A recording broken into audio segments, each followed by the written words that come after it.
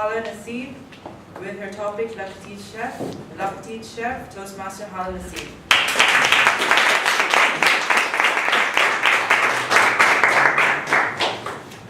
Welcome to MasterChef Australia Bahrain version, and we are here with our favourite contestant, Miss Hala Naseeb. Miss Hala, how are you doing today in the competition?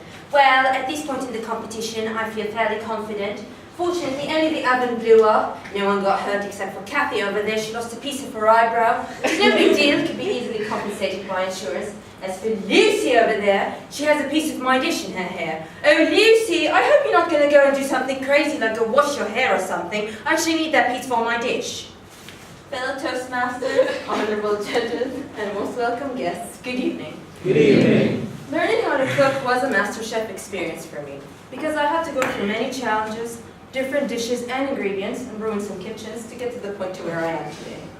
Well, how did I start? Well, at first I was afraid, then I was petrified, with the delivery menu by my side. I spent so many nights thinking how the recipe went wrong, but then I grew strong. I learned how to turn the oven on, so there were 3 dishes for me that made me the chef that I wanted to be. So come with me into the restaurant and let's begin this journey. Welcome everyone to the Petite Chef, where today we'll be serving 3 main dishes for your liking. First we will start with the sweet and sour chicken, an ancient dish from China. Now for the sweet and sour chicken, it's a very easy dish for someone to begin with. First, I took the recipe from my aunt, grabbed my sister, my partner in crime, and went to the kitchen to begin.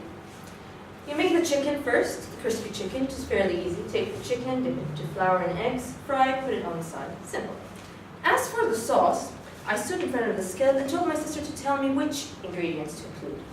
So first, put in the Maggi cubes. Okay, should cut these before, no problem. And then some ketchup and some brown sugar. Let's just turn the heat a little bit. Okay, there we go. Smells nice. Okay. What next? Okay. What next? What did you do? Is it the correct recipe?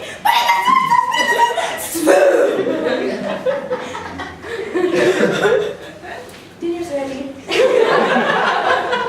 Please enjoy the dish and just ignore the ashes in there. So my brother chimed in, is that cold? No, it's chicken, okay? The lesson that came with the sweet and sour chicken. Always read the recipe before you begin. That's how you will find out that you need to mix the ingredients, then put them into a heated skillet, not the other way around. So if you're ever looking for an ash-flavored dish, just do that. Now that we have tried our starter, we'll move on to our main dish of the evening. This dish is a traditional Bahraini dish. It is called the mechmoos. Now for the mechmoos, we have to go get the recipe straight from the source. My source? My grandma. So I went to Grandma, and watching my grandma make the mechmoos, it was like watching a tango dance. The spices, the tomatoes, the onions, the shrimp. Mix it in the rice, and voila, all done. Sounds simple.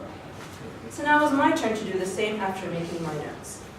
This time I was prepared, especially when it came to the onions. Chop, chop, here we go, let's put it in. So prepared, let's fry it up.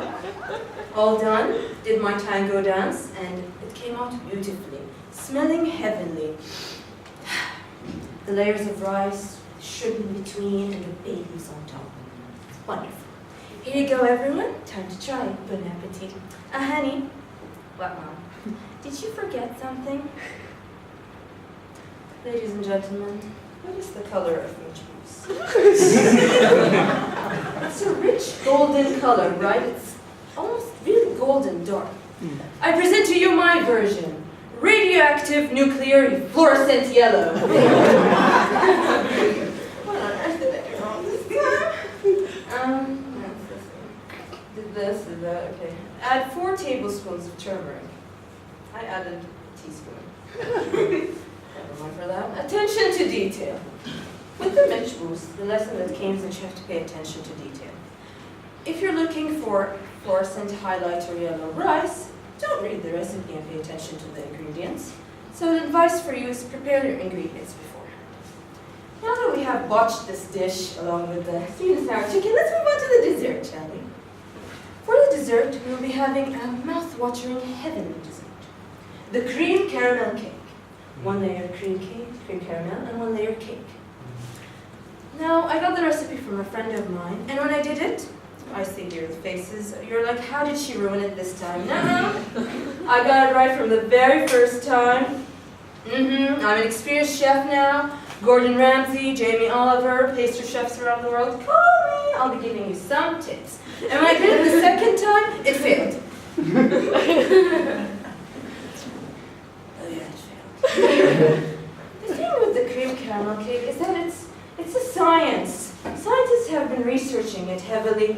The correct cream caramel to cake ratio mixed with the right humidity and temperature is still inconclusive studies so far. Actually, the University of Michigan released a study that 1 in 5 cakes in households miserably fail. So, what do we do with this? Well, we can't keep our guests waiting a challenge. It's just to put in the freaking cake, and then that's it. Here you go, have some salad cake where somewhere cream and somewhere cream caramel. Good appetit!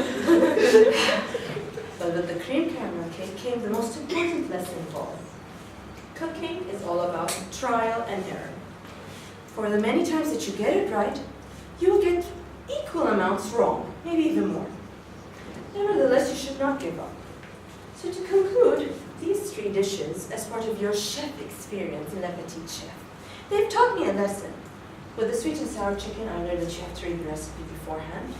With the michmous, you have to pay attention to the detail. And finally, with the cream caramel cake, that cooking is all about trial and error. And I see from the faces here that you're all willing to support me in my goal because I have not given up. I'll be inviting you over, especially the judges over here, for dinner someday. I'm looking forward to your feedback. Nevertheless, despite my many failed attempts, I can add the following title next to my name. Hala Naseeb, chef in the making. Will make your stomach move, maybe literally.